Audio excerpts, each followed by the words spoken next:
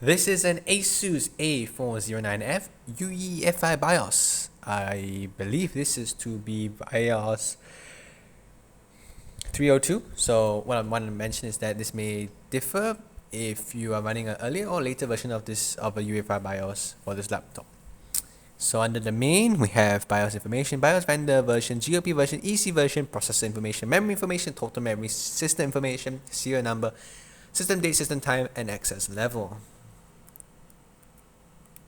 Under advanced, we have internal pointing device, FN lock option, wake on lid open, hyper-threading, Intel virtualization technology, Intel AES-NI, BTD, Asus EZ Flash 3 utility, smart settings with smart self-test, network stack configuration with network stack, USB configuration with USB mass storage driver support, graphics configuration with DVMT pre-allocated, SATA configuration with SATA mode selection,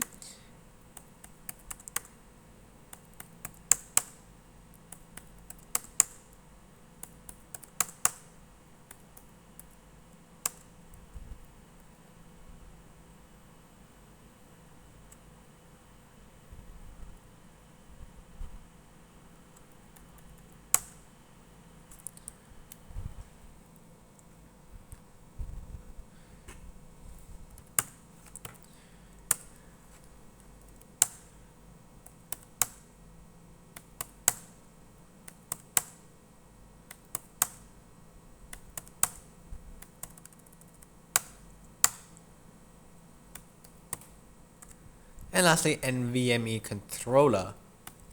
Do note if you set the SATA mode operation to something else, and yeah, it may be something to note off in terms of Ubuntu compatibility. Under boot, we have fast boot, enabled or disabled. And then we have boot options, add new boot option by first entering the name, and then the path, and then we can create. We can also delete a boot option, but I wouldn't do that.